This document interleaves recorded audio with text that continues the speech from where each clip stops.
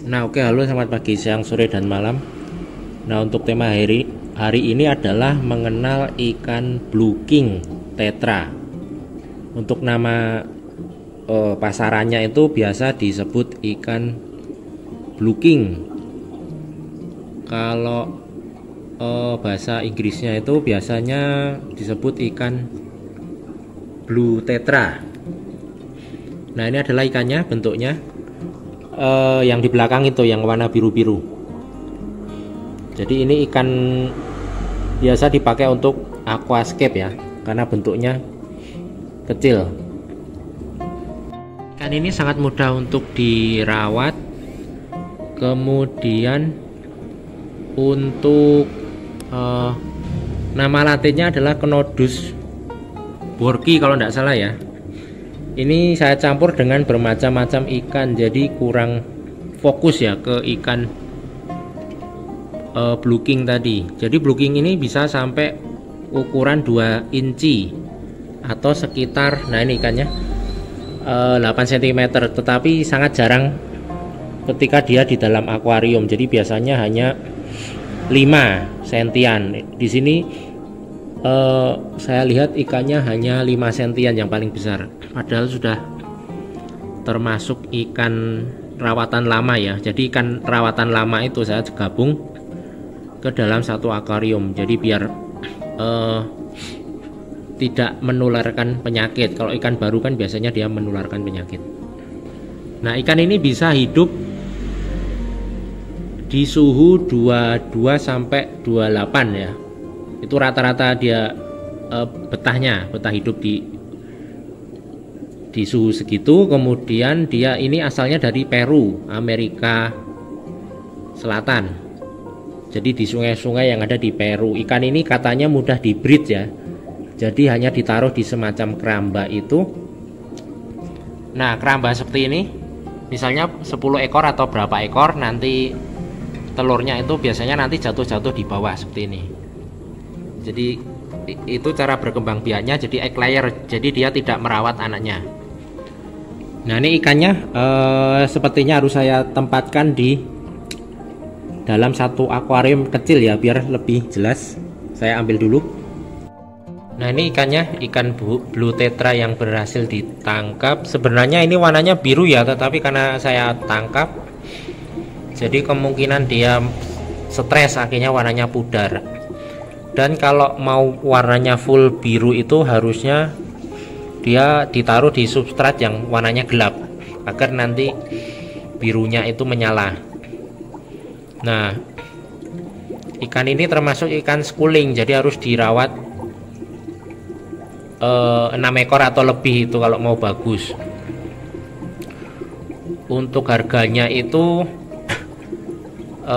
ecernya itu mungkin antara ya 3.000 sampai 5.000 kemungkinan ya, karena tiap toko beda-beda harga. Nah,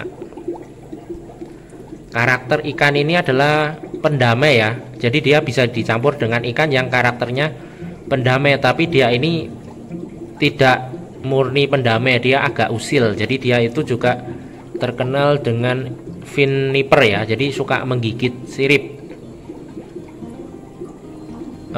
Agak usil, tetapi oleh karena itu sebaiknya kita kasih temennya itu ikan-ikan yang siripnya pendek aja. Seperti tadi kan di sini saya kasih ikan silver tip. Nah, di sini tadi temennya kan ada ikan silver tip, ada pristella, ada ikan checkerbarb, ada macam-macam. Intinya ikan-ikan yang bersirip pendek agar tidak ada yang jadi bahan bulian. Nah, ikan ini juga aman untuk keong dan udang ya, dengan catatan kalau udang itu yang ukuran indukan sama remaja, karena kalau anakan pasti habis dimakan. Nah, di sini malah tidak ada udangnya ya, karena kemarin saya kasih udang, saya ambilin karena takutnya nanti habis dimakan. Tetapi kemarin itu yang saya ambil itu yang ukuran dewasa saja, yang sama yang induk sama yang remaja. Untuk yang anakan kemungkinan habis sama mereka ikan-ikan ini. Nah, umur si ikan Blue King ini antara 2 sampai 4 tahun. Kemudian suhunya tadi sudah ya 23 sampai 22 sampai 29. Kemudian pH-nya itu 5,5 sampai 7. Karena dia kan tinggal di Amerika Selatan, jadi kemungkinan sungai itu kan mirip-mirip dengan sungai yang ada di Kalimantan, yang ada kayak apa itu, akar-akar pohon sama daun-daun pohon bakau atau daun-daun Indian almond, apa itu namanya, ketapang. Nah, pohon-pohon ketapang seperti itu. Bagaimana cara perawatan ikan ini? Oh, sangat mudah ya. Jadi jarang sekali ikan ini mati. Jadi ini lebih mudah daripada ikan neon tetra. Jadi ini sama mudahnya seperti kita pelihara ikan Sumatera tiger itu, Sumatera tiger yang babir, apa itu barbir, ikan barb itu. Hanya dia ini lebih pendamai aja. Kalau tiger barb itu kan memang agresif kalau dia kan. Nah, jadi ikan ini dinamakan Cnodus borki itu karena ikan ini diteliti atau ditemukan oleh seorang akuaris asal Jerman yang namanya Dieter Borg. Jadi sebagai penghargaan saja, jadi sebagai penghargaan, jadi ikan ini dinamakan Cnodus borki. Kemudian bagaimana cara membedakan ikan blue tetra yang jantan atau yang betina? Seperti ikan tetra pada umumnya, biasanya kalau yang betina itu perutnya gendut, kalau yang jantan perutnya ramping, jadi seperti itu saja. Jadi kalau mau lebih gampang ya, misalnya mengawinkan ya sebaiknya dikawinkan massal aja, biar takutnya kalau sepasang kan takutnya nanti salah, jantan semua atau betina semua. Kalau massal kan kemungkinan tidak akan salah, biasanya campur aduk antara jantan dan betina. Nah, ikan ini di pasaran, maksudnya di toko-toko ikan hias termasuk jarang ya. Biasanya ikan ini hanya dijual di toko-toko khusus aquascape atau di online itu malah banyak. Kalau di toko-toko umum itu malah jarang, karena memang kalau toko ikan hias umum itu kan yang dijual macam-macam, jadi mungkin mereka tidak bisa menampung semua ikan yang khusus aquascape. Jadi biasanya kalau yang aquascape kan yang umum-umum yang dijual, kayak neon tetra, zebra danio dan sebagainya, atau glowfish. Itu yang lagi populer kan glowfish.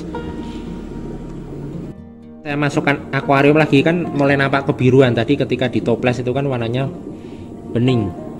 Nah, ikan ini memakan apa saja ya, dia termasuk onivora, maksudnya pemakan segala. Jadi pelet, mau dikasih daun, mau dikasih daging, itu pasti dimakan.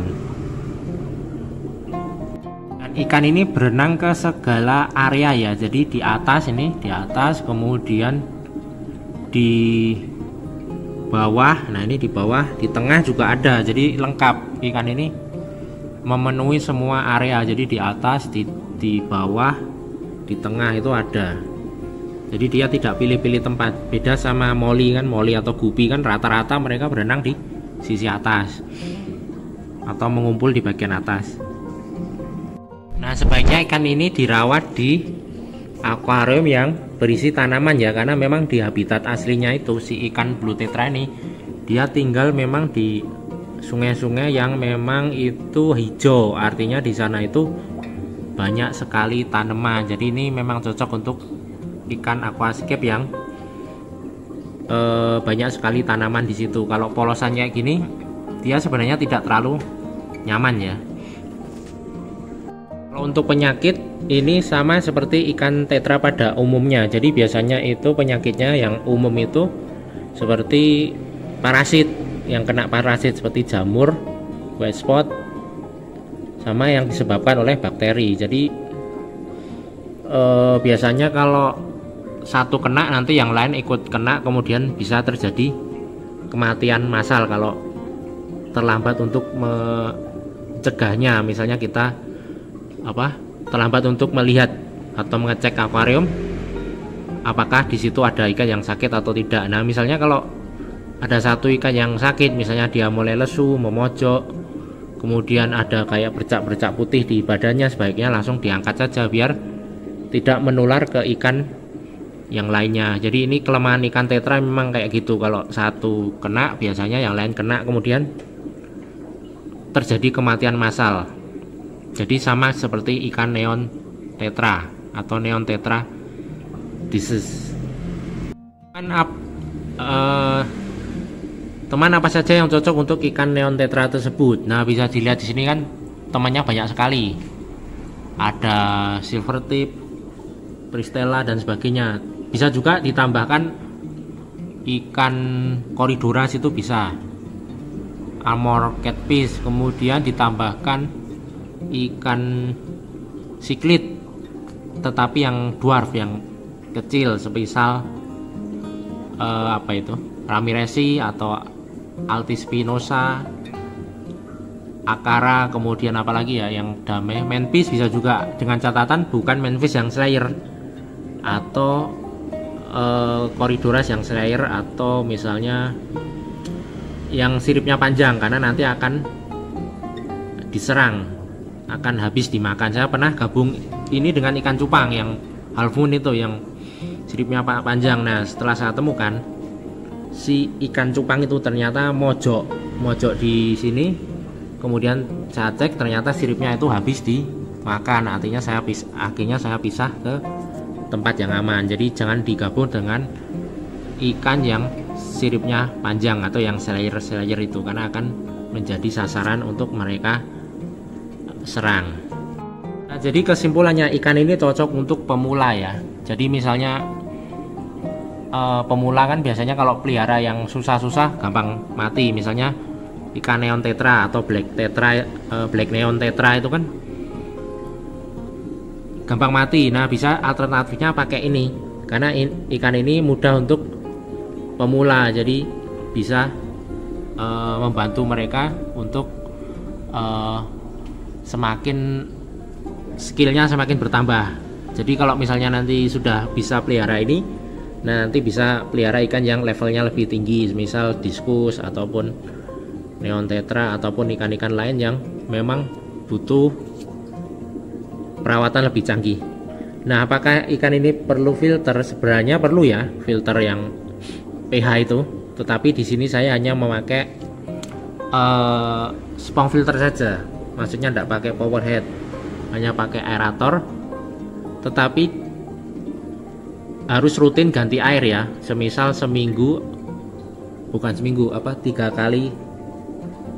tiga hari sekali diganti air sebanyak 10%. Jangan semuanya diganti air, karena nanti ikannya malah stres. Jadi ganti air baru hanya 10% atau 15 atau 20% saja, biar ikannya itu tidak stres dengan kondisi air yang baru ya. Apalagi kalau ikan yang baru datang. Tetapi kalau ikan lama seperti ini, ketika kita kuras habis itu masih aman aja. Ketika sudah naik, ketika ganti air baru biasanya tidak rewel, karena dia sudah beradaptasi dengan kondisi air di sini. Tapi kalau ikan baru sebaiknya jangan seperti itu, atau sebaiknya kalau pengen aman ya ganti air saja 10% selama 3 hari, habis itu ditambah air lagi dan seterusnya. Karena ikan ini tidak